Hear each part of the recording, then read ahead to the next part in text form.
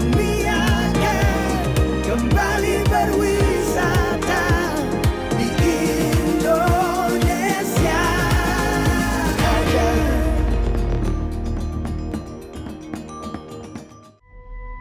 Dari sekian banyak predikat yang melekat di kota ini, kota festival adalah salah satu yang paling pas. Penduduk Banyuwangi didukung dengan kebijakan pemerintah daerahnya, membuat Banyuwangi meraih penghargaan sebagai kota festival terbaik selama 3 tahun berturut-turut. Di masa pandemi ini, mereka pun tidak tinggal diam. UKM mereka pun turut serta. Karena selain pariwisata, produk ekonomi kreatif akan bisa menyokong perekonomian mereka. Saya Medina Kamil, saya akan menceritakan tentang keuletan Banyuwangi pada dunia.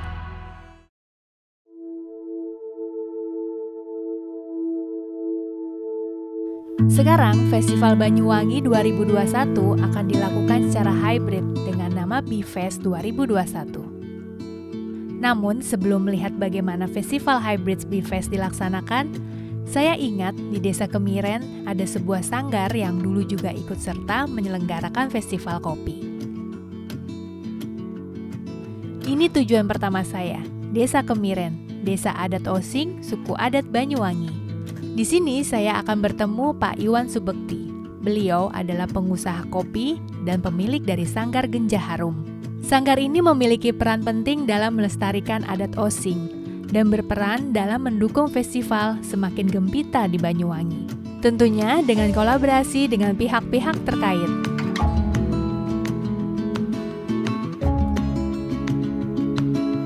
Saya minum ya, Pak? Ya, silakan diminum. Iya.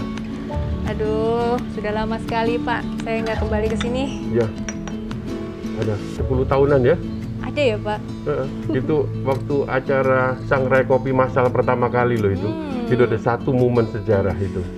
Iya, itu kenangan banget, Pak. Rame. Yang saya minum ini kopi apa nih, Pak? Ini kopi Osing, diproduksi sendiri.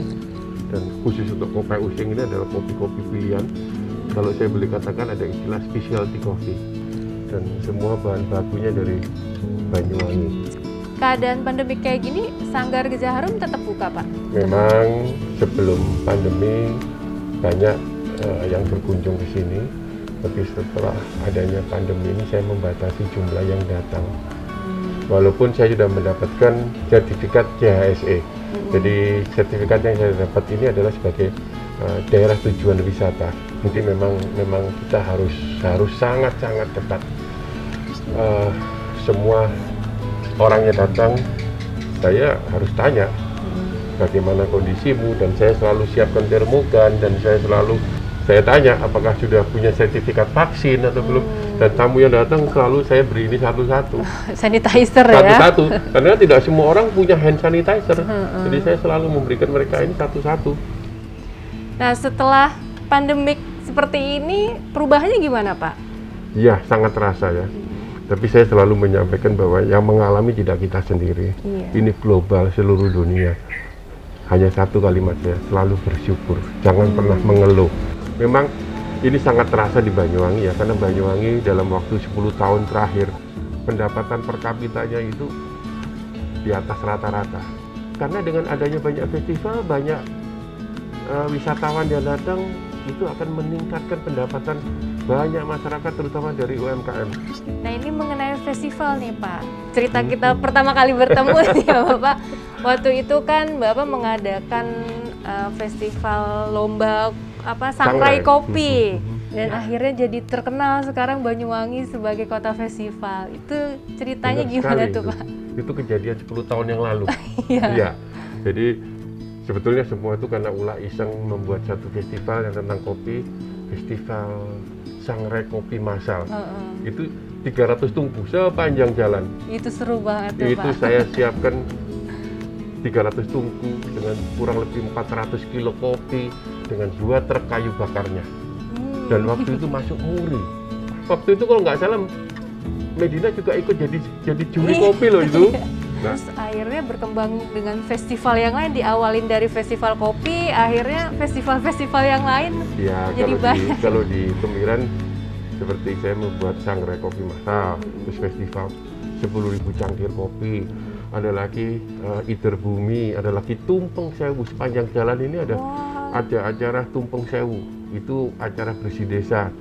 Terus berkembang Festival Gandrung Sewu. Wah, seru. Ada banyak, ada 120 sekian festival. Dalam 1 tahun, Pak? Dalam 1 tahun, hampir setiap minggu itu ada. Dan sampai Banyuwangi dapat julukan kota festival. Iya, itu terkenal, Pak.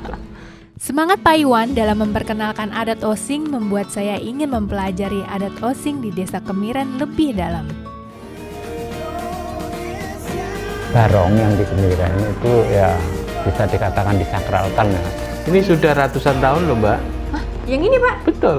Ini lokasi kantornya sangat bagus ya, Pak. Enak tempatnya.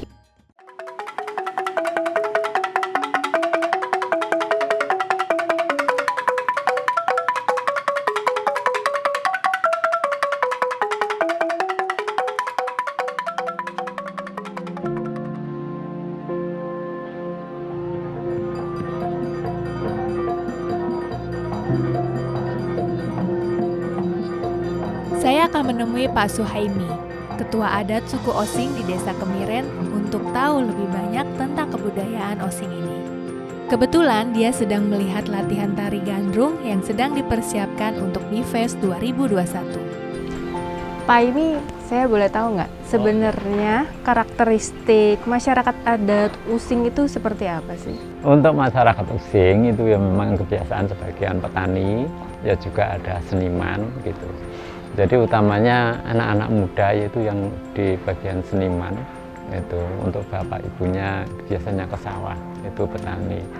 Nah tadi dari awal pertama ya, saya kan pas masuk itu disambut sama Barong. barong ya Pak gitu, ya. ya. Itu sebenarnya artinya apa sih? Ya memang Barong. gini, ya, untuk barong yang di Kemiren itu ya bisa dikatakan disakralkan ya, karena barong itu adalah kesenangan pepunden desa Kemiren yang untuk sebagai penolak bala.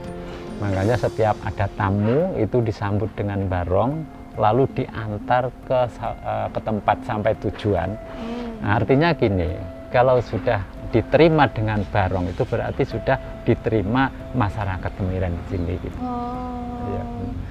Sama tadi saya melihat ada musik angklung Ya, ya di pondokan gitu tinggi gitu. Ya, itu yang dinamakan angklung paglak. Oh, Nah, angklung, itu. angklung paglak ya. Makanya paglak itu rumah kecil yang tinggi sekali, itu disebut angklung paglak.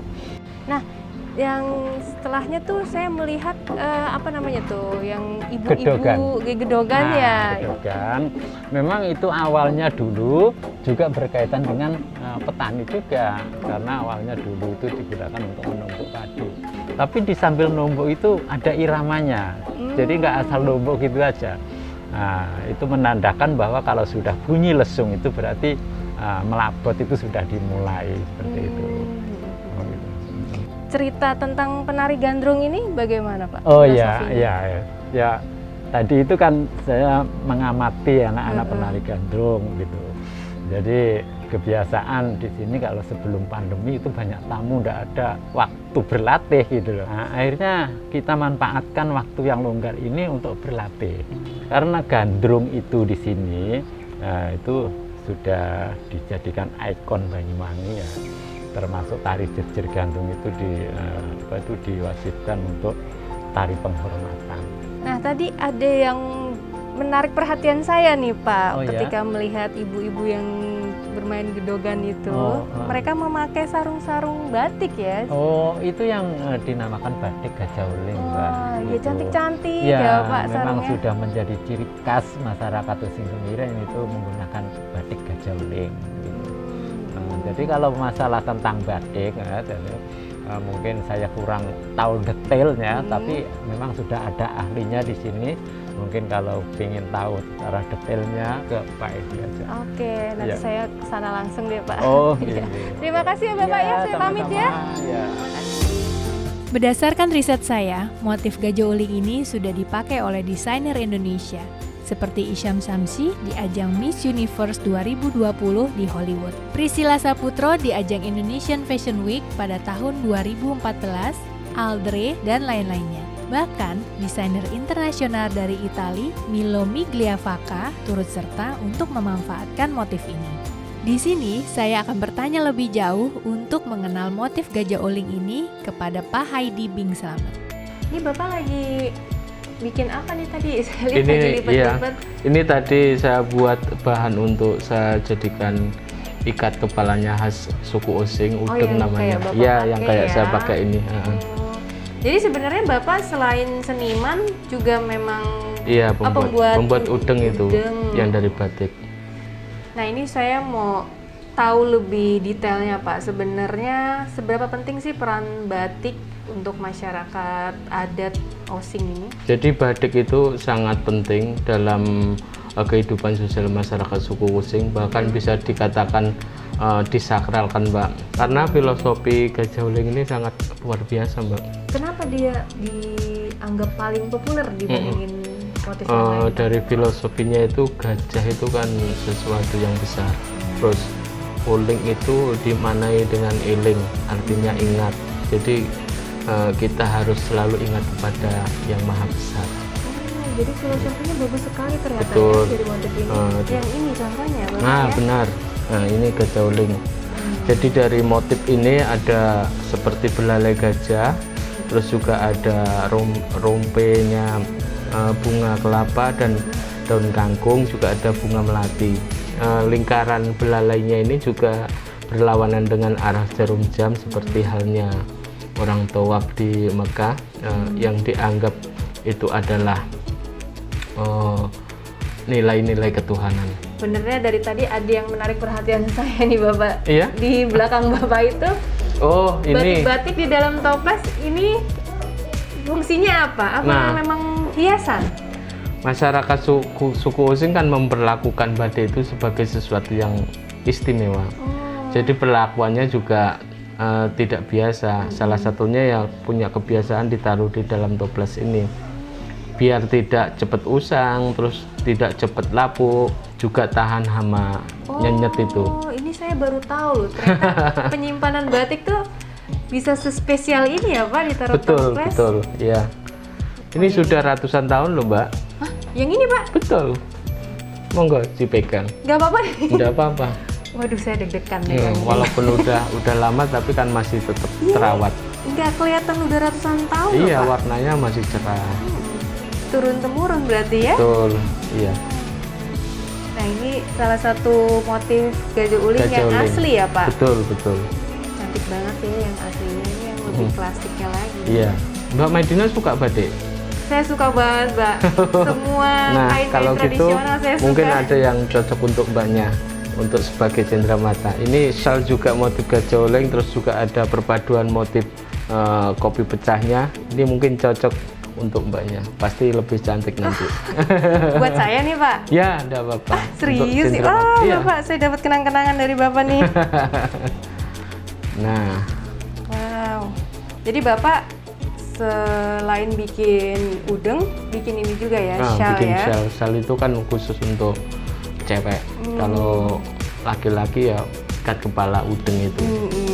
Nah, ini kalau misalnya ada teman-teman yang tertarik mau beli juga, lewat mana? Bapak jual online juga? Jual lewat online. Kebetulan saya punya Facebook Haidi Bing S, terus juga ada Instagramnya. Ada Instagramnya juga. Terima kasih Bapak untuk waktunya, untuk ilmunya semua. Saya tahu tentang batik di sini.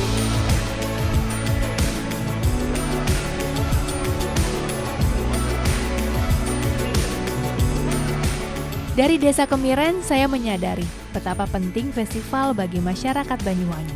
Selanjutnya, saya akan menemui narasumber dari Dinas Kebudayaan dan Pariwisata untuk bertanya mengenai festival hybrid ini. Bapak Bram, terima kasih udah menyempatkan waktu nih bertemu dengan saya. Ngobrol-ngobrol sebentar, boleh ya? Boleh Pak, boleh Mbak. Ini lokasi kantornya sangat bagus ya Pak, enak tempatnya. Ini sebenarnya buat kegiatan apa di belakang ini Pak? Ya, jadi kantor ini tidak hanya kita desain untuk pelayanan masyarakat, tetapi untuk aktivitas bermasyarakat, utamanya seni dan budaya. Sesuai dengan tagline kantornya Mbak, Dinas Kebudayaan dan Pariwisata. Jadi tempat ini memang teman-teman, seniman, budayawan kalau mau beraktivitas, mau wayang, mau latihan tari, macam-macam, musik, bisa di sini. Oh, bisa langsung performnya di sini ya betul. Pak?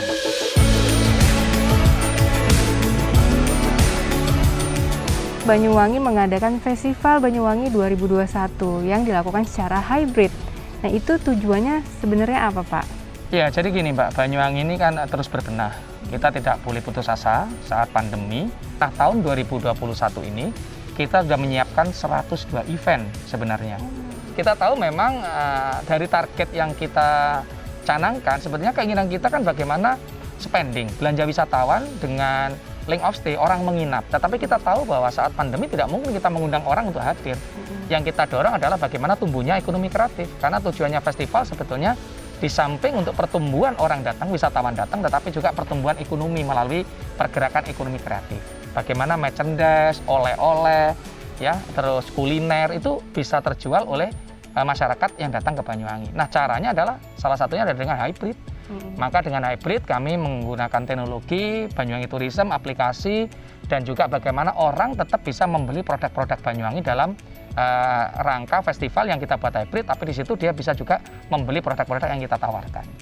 Nah, kebetulan teman-teman tim kreatif kami itu kita ajak diskusi bagaimana festival tetap berjalan, tetap bisa ditonton orang-orang, dan pergerakan ekonomi juga bisa berjalan. Nah, salah satunya adalah pilihannya adalah bagaimana memadukan antara offline dan online. Offline tetap jalan, tetapi persentasenya kita kurangin, tetapi offline melalui hybrid yang kita dorong untuk bagaimana orang tetap mengenal Festival Banyuwangi. Jadi teman-teman kalau lihat hybrid nanti bisa ada folder yang bisa ngeklik, oh cari produk unggulan Banyuwangi apa, mau batik, mau kuliner, ya.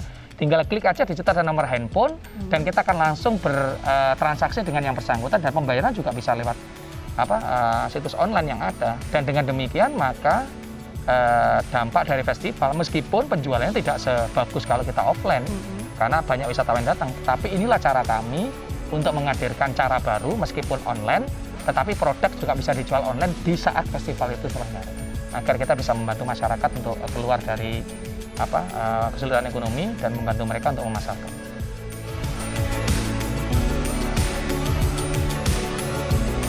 Teman-teman juga membuat program-program yang saya kira di tengah media sosial ini justru banyak menarik minat orang, ya. Dan yang paling menarik lagi, bagaimana pemerintah daerah hadir di sana itu memberikan layanan ongkir gratis. Artinya apa? Pemerintah daerah bekerjasama dengan kantor pos, kalau masyarakat di luar Banyuwangi membeli produk-produk Banyuwangi, tinggal klik aja nanti ongkirnya gratis. Buah naga itu sebenarnya musimnya bulan 11 sampai bulan 2. Setelah di lampu muncul bunga. Saya bisa melihat usaha Banyuwangi dengan parade festivalnya membuahkan hasil baik. Ekonomi kreatif mereka sudah bisa menjadi komoditi, bukan hanya di kancah lokal, namun sudah mencapai level internasional. Tidak hanya di bidang seni, Banyuwangi pun memiliki kreativitas di pertanian dan di perkebunan. Mereka pun secara kreatif menjadikan Desa Temurejo ini menjadi smart kampung. Pak Fuad, apa kabar? Alhamdulillah sehat, Terima kasih nih udah ngundang saya ke sini lihat-lihat perkebunan buah naganya. Iya, Pak, kebetulan lagi panen ya, Pak? Ya, lagi panen ini sedikit ini. Ya, ini nih Pak, saya sebenarnya mau menanyakan tentang Desa Temurejo ini. Ya. Sebenarnya sejak kapan sih Desa Temurejo ini dinobatkan menjadi smart kampung? Sejak tahun 2014. Tapi sejarahnya seperti ini, Mbak. Tahun 2013 Desa Temurejo mencari angle untuk perekonomian masyarakat yang semula di masyarakat sini ini sangat tergantung dengan hutan, menjadi illegal logging, pembalakan liar, dan tanah di sini kalau musim kemarau nggak bisa ditanami, kering banget, kering gitu. Sehingga kita buat inovasi dengan menanam buah naga di pekarangan, kalau di sawah adalah jeruk. Dan kita salah satu desa yang dinobatkan menjadi smart kampung pada waktu itu ada 10 desa. Setelah itu kita smart kampung itu disupport terus oleh kabupaten, termasuk untuk penyediaan wifi, musola, gereja, pura, lapangan, pasar, semuanya di Balai Dusun ada wifi yang tanpa password. Masyarakat bebas menggunakan. Gratis ya? Gratis ya. Jadi berkat wifi gratis ada di mana-mana, jadi masyarakat di sini bisa mendapatkan ilmu tanpa batas ya Pak? Betul Mbak, termasuk inovasi lampu ini. Buah naga itu sebenarnya musimnya bulan 11 sampai bulan 2, tanpa di lampu bunga. Tapi ketika setelah bulan 2 sampai bulan 10 tanpa lampu nggak bisa bunga.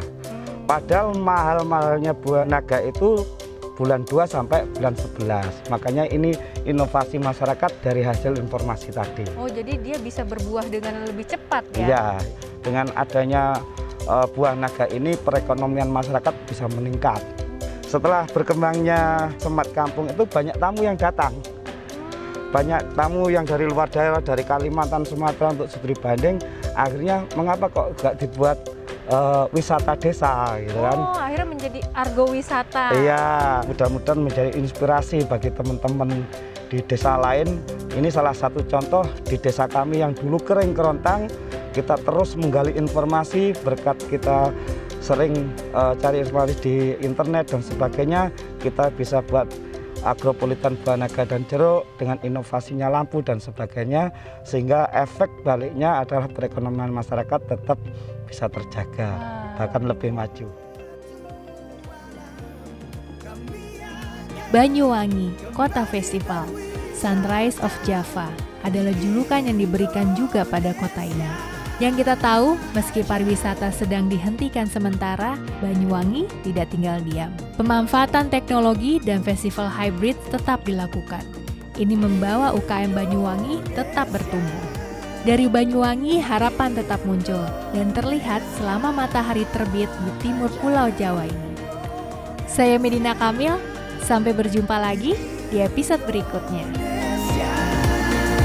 Ajaib.